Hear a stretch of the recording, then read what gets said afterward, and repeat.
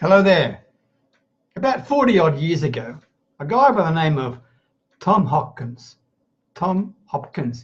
wrote a book, very, very popular at the time, and it was called Master the Art of Selling.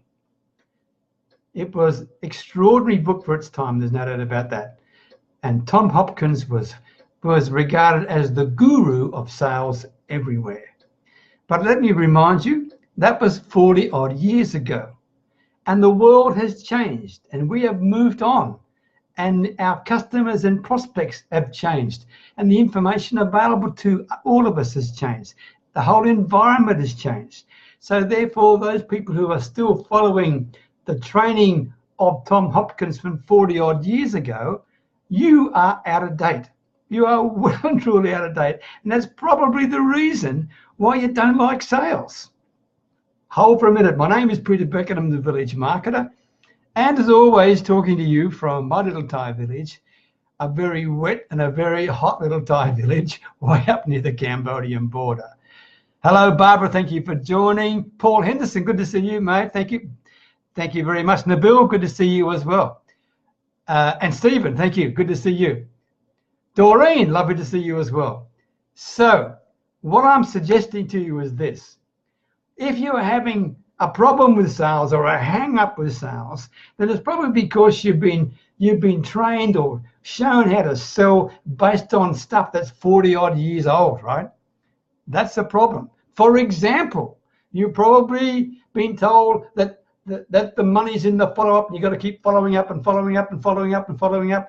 What a lot of rubbish, truly. Sure, the money's in the follow-up, but you don't chase them like a panting dog. Don't do that, okay? Let me share some thoughts with you. First of all, what you need to do is you've got to stop selling anything. Okay, I know I've said how anyone can master sales. To do that, stop selling. That's the first thing. Carol Davies, thank you for joining. Lynette, thank you for joining. Bill, good to see you, mate. And Mark Davis from Melbourne, thank you. Myra, lovely to see you too. Okay, so you might think, hang on, what are you doing, Peter? You just told us to master the art of selling. Now you're telling us to stop selling. Yes, I'm telling you to stop selling the way you think it is. What you need to do is to find out what in the heck your prospective customer wants, not needs, what they want, okay? You need to discuss this and find out what it is.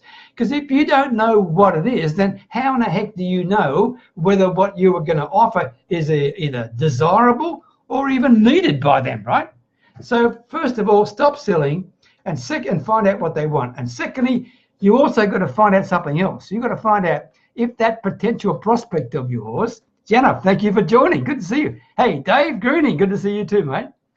The other thing you've got to do is this. You've got to find out whether that potential customer of yours is prepared to pay to solve whatever problem they've got, right? What's the point of dealing with somebody if they're not prepared to look after themselves? In other words, they're not prepared to commit time, effort, and money to solve their problem. It's not your problem, it's their problem. So stop trying to sell things and find out a few things first. And it's common sense, but it's true. It's true. Coming from me, it's got to be common sense, right? So, okay, you're saying, well, Peter, well, that's fine, but how the hell do you do that? Well, this is what you do. The first thing you need to do is this. You need to, I put this in a special way. You need to uncover their critical challenges, and they won't give it up freely to you. So you've got to help them uncover that, right? The focus is on your prospect, not on you. Forget what you're trying to sell. You've got to help them uncover and share with you what their critical challenges are. And these challenges are from their perspective, not yours, right? To help that conversation, suggest to them, here are some common challenges I've found in the marketplace, okay? Do any of these relate to you? Just to start them getting engaged with you. Plus, it also helps your credibility and also shows you've got some expertise and you know what you're talking about, right? So that's the first step. Get them to talk. And the more they can talk, the more chance they have of becoming a customer of yours. If they're not talking very much, they ain't involved with you. They're not engaged with you. They're not believing with you, and they want you to get out of here. Okay? So you've got to build a conversation with them. And the best way to build a conversation with them is to be interested in them and talk to them about them and their challenges, as I said before, right? Then what you will then uncover Okay, and you keep asking, and you keep digging and digging and digging. Tell me more. Why did you say that? That's important. Okay? Wow, that's interesting. Hey, Dave Greening, Dave, you mentioned X, Y, and Z. That's interesting.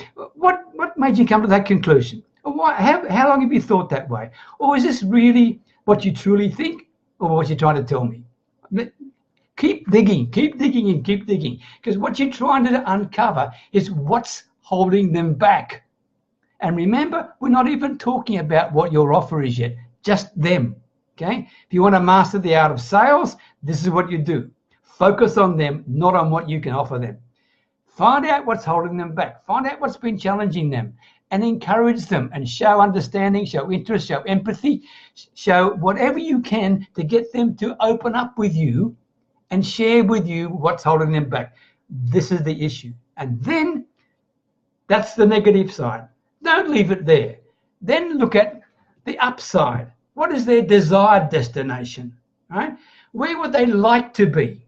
And again, get them to paint the picture to you, and get them to share with you why that's important to them, and confirm back to them in their words that you're understanding of what you told them, right? This is critical, very critical. You need to show them you are listening, you are understanding, and you are truly appreciating what they're sharing with you. If you do that, the conversation will continue. If you do that, they will share more with you, because all of a sudden, this is not a sales conversation in their minds.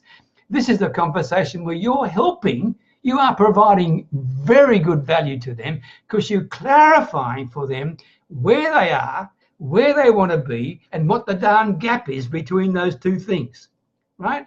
And once you've got that gap, that is where the real value is, because then you need to ask them some very simple questions, right? For example, Mr. Prospective Customer, Bill Pickett or Mark Davis. Oh, hey, Jill, good. Thanks for joining us. John Moss, good to see you too. Okay, John Moss. This Mr. John Moss, my prospective customer. We've now established this is where you want to be. This is your desired destination. And we also know this is where you are right now and what's holding you back, right? So let's close the gap. If we could close this gap, John, if we could close this gap, tell me, from your business perspective, what difference would it make to your bottom line? Think about that. And ask them and get them to share with you. And if possible, put a dollar value on it. That's pretty important, right? Also, from a personal perspective, if we could solve this problem, John, Jill, Janet, Carol, Mark, whoever I'm talking to, if we could solve this problem and close this gap for you, how would it make you feel personally? What would it do for you, your family, your lifestyle? Share with me what that is, and get them to paint the picture of how they would feel if this problem was solved. Now, the reason I am focusing on this is because way too many people sell a Band-Aid solution like a $7 or a $49 ebook or whatever it is, and people expect that will solve their problem. You and I know it doesn't do that, right? But by sharing, getting them to share exactly what their real challenge is, you will get to the real issue, and you might as well nail the big problem while you're there. But before you even do that, right? Before you even do that, remember, we haven't shared with them what we can provide them with. We haven't done that, okay? What you need to do is also find out, are they the decision maker? Or is there someone else involved? So what's involved in the decision-making process for their business, for them, whatever it may be? Because it could be their partner, right? Could be their kids, who knows, right? Find that out. And you do all of these steps I just shared with you before you present any solution.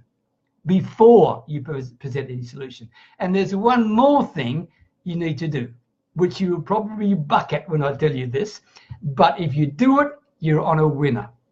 What you also have to do before you even offer your solution is to find out what is their budget. What is their budget for solving this problem? Now, you've already taken them through and got them to paint the picture to themselves about the difference between where they are and where they want to be. and the gap is there, and you also talk to them about identifying what it would be worth to them if they could solve that problem. So now you're asking them if that's the case, and you can use their words back to them, right? Very hard to deny your own words coming back at you. This is how to master the art of sales, right?